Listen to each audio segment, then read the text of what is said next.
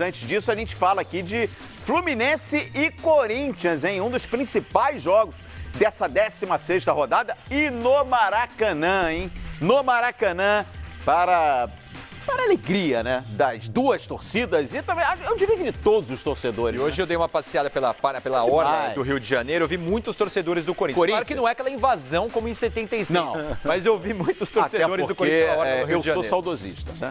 Até porque não temos mais aquele Maracanã também, não dá pra a torcida visitante ocupar da forma como... Infelizmente. Mas é legal, Calheiros, porque encaixotaram o Maracanã. Faz jus à música do Neguinho da Beija-Flor, que domingo eu vou ao Maracanã, né? Domingo eu vou ao Maracanã. Senão não vai, né? Sabe quem vai também? Do futebol brasileiro, domingo Maracanã. Sabe quem vai também ao Maracanã, né? Cássio, hein? Um dos maiores goleiros aí do futebol brasileiro na atualidade. Será uma das atrações no Maracanã nesse domingo. E o Cássio, que também é uma das lideranças desse time do Corinthians, ele falou sobre o momento do líder do Brasileirão.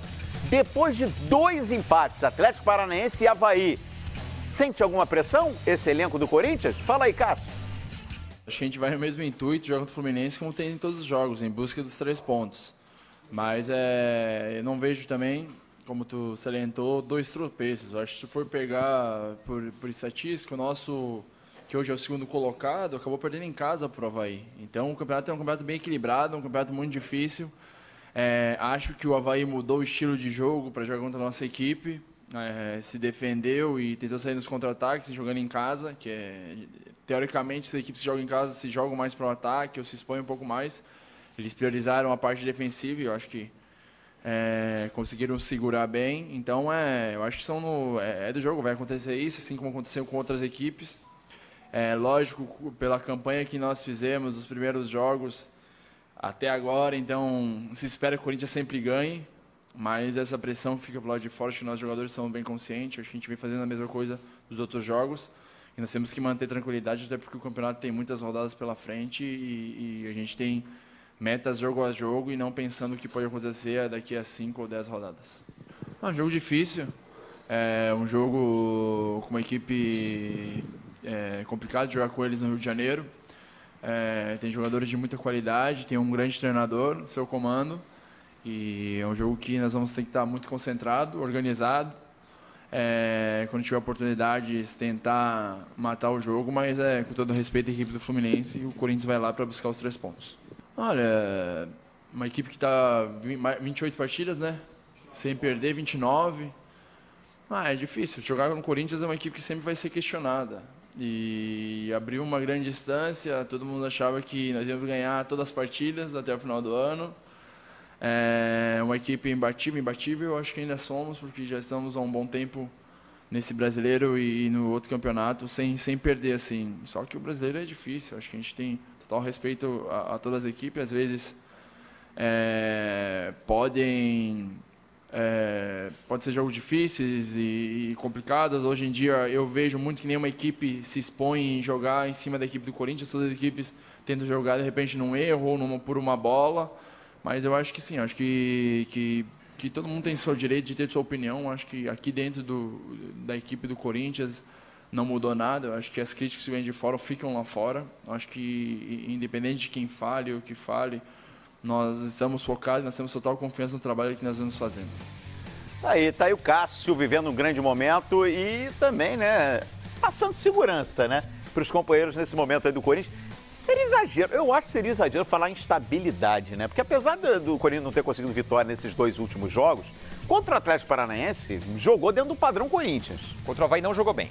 Contra o Avaí, contra o Avaí porque perdeu, logo de cara, nos primeiros minutos já perdeu o Pablo e o Jadson, jogadores importantes da equipe. Isso abala um pouco o emocional do time e o Avaí se fechou muito bem também, até criou oportunidades. Acho que foi uma das piores partidas do Corinthians do ano, essa contra o Avaí. Mas não é normal, na minha opinião, não jogar bem um jogo, pelo menos? Claro, normal. É normal. Você falou de instabilidade, mas até é engraçado a gente falar de um time que está 6 pontos à frente do segundo colocado em um momento crítico. Mas eu acho que é um momento crítico do Corinthians porque precisa dar uma resposta. resposta. Depois de 4 vitórias seguidas, você fazer 2 partidas, empatar as 2 e na última não jogar bem, ainda com uma ausência importante, aliás, 2 ausências importantes para os próximos jogos, que são de Jadson e Pablo, acho que é um momento crítico para a gente ver como o time vai reagir sem 2 dos seus principais jogadores e vindo desses resultados e de um desempenho ruim também. Então é hora do time voltar a mostrar contra o Fluminense que merece estar com essa distância toda ali à frente na tabela.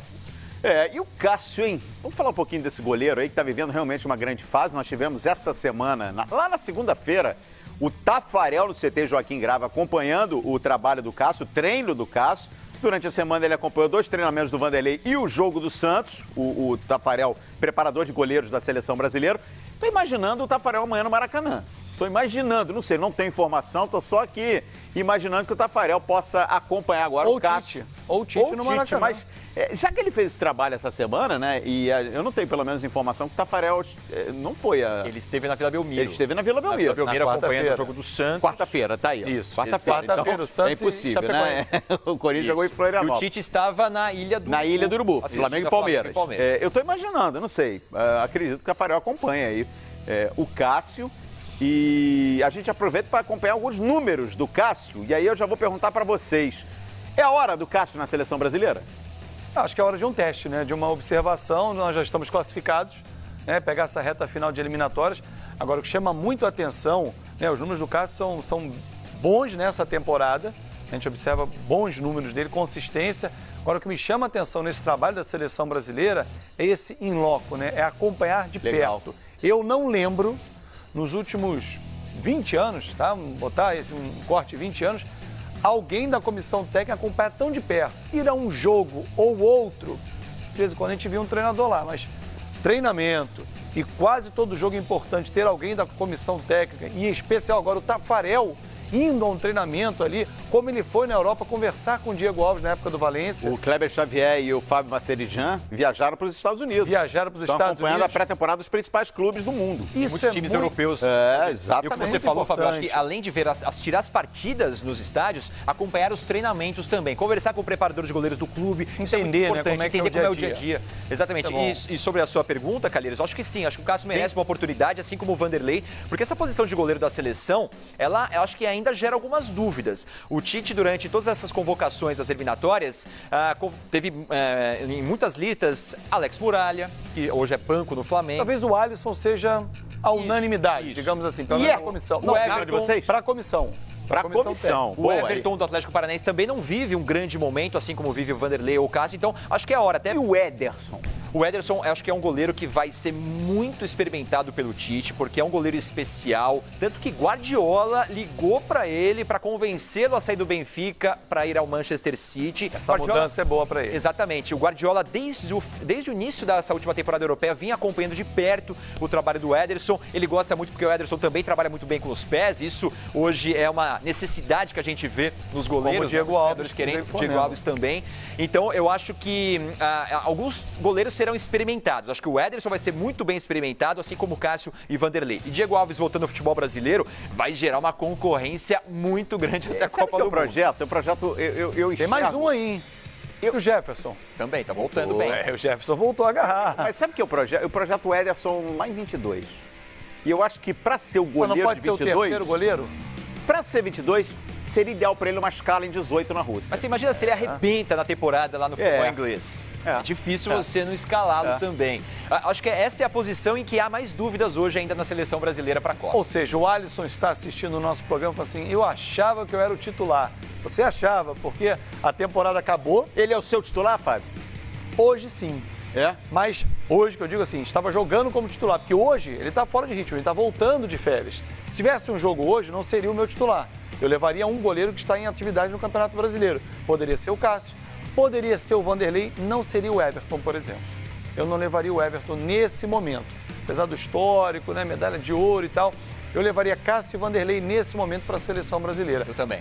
Um dos dois titular. É difícil você falar dos Fábio, dois. Eu acompanho. Nesse momento você não cravaria, Alisson? Não. Até porque a gente já viu bastante o Alisson pela seleção brasileira, né? O Cássio já teve oportunidade lá atrás, o Vanderlei ainda não. Então acho que é legal experimentar jogadores que estão vivendo um grande momento e estão em atividade, para ver como reagem como titulares da seleção brasileira. O Cássio, ele tem como característica também crescer em grandes jogos. Pelo Corinthians ele já mostrou isso em Libertadores, em decisão de Mundial, em jogos decisivos também no futebol brasileiro. É verdade. Ele cresce em jogos grandes. Acho que é um diferencial também de um goleiro. Ele tem muita personalidade e é muito frio em momentos decisivos. Olha, eu faria uma lista de 5 goleiros que estão no Brasil. Não vou nem incluir o Diego Alves, que o Diego ainda não estreou, né? Ainda não trouxe o Diego para a lista. Cássio, Vanderlei, Vitor, Marcelo Groi e o Everton. Esses 5 são selecionáveis, só no Brasil. Aliás, o Vitor voltou a pegar muito também. É. A viver grande fase. O Atlético, embora não esteja deslanchando... Não botei o Jefferson, que no tá voltando. Campeonato Hein? Brasileiro, o Vitor, desde o início da temporada, tem feito boas partidas. Olha só, esse é o detalhe, né? E o PVC lembrava com muita propriedade ontem no Expediente Futebol, justamente isso. A gente tem visto a comissão técnica da seleção trabalhando tanto em loco nos estádios, que a gente naturalmente acaba falando da seleção.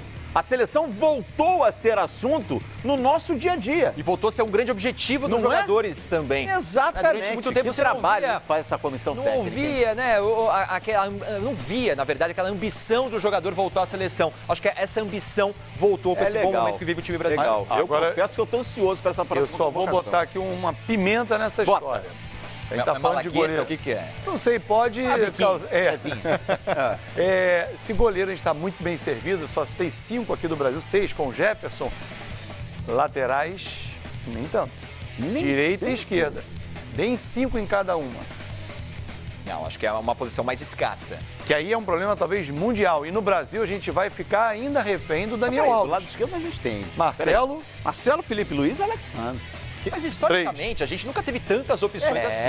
Se a gente lembrar, a gente já teve Zé Carlos de reserva em Copa do Mundo. Não, mas aí o terceiro, eu tô dizendo, o goleiro talvez seja a posição que a gente tenha o maior número de opções pro Tite. Ali ele tá mais tranquilo. Ok, pode ser. Na lateral direita você tem Daniel Alves, Fabinho, o Fagner, que tem sido chamado o Fagner, que não é uma unanimidade, mas é um selecionável.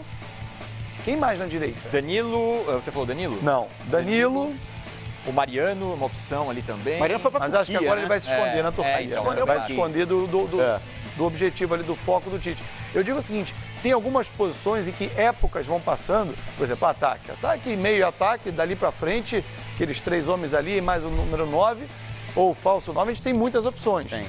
Principalmente aqueles 3 de trás, né? Felipe Coutinho, Douglas Costa, William. O Oscar já se escondeu, né? Mas você começa a ter já 3 titulares e reserva. Aliás, já que a gente está sempre no gancho aqui da seleção brasileira, já quero saber a opinião de vocês com um cara do Corinthians, já que o assunto agora é Corinthians.